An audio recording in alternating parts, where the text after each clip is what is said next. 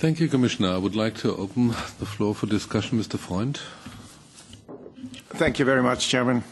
Thank you very much, Commissioner, for this fascinating insight you gave us, not only by what you talked about, but also what you did not talk about.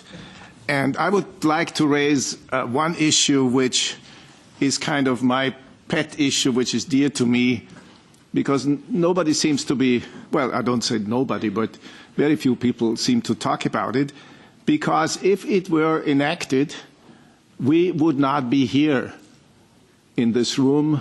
We wouldn't even be in Brussels. We would be probably at home, locked into our homes, because there was a cyber attack on our power system. And this is something that both the United States and, of course, Europe will have to deal with rather sooner than later. Because, as we all know, I don't have to explain this to anyone else, that without power, we won't be able to open our garage, we won't be able to communicate with anyone, we would not be able to fill up the gas, it would be a total breakdown of communications, among other things. There was a quite fascinating book that I read 2-3 years ago by Ted Koppel, whom you probably know as someone who is interested in what's going on in the United States.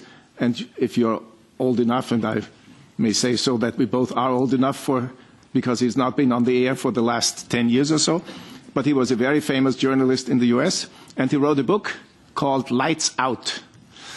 And it basically tells the story of what I just summarized, what is going to happen, and this total unpreparedness of basically the US in case of power outages by cyber attacks on power stations.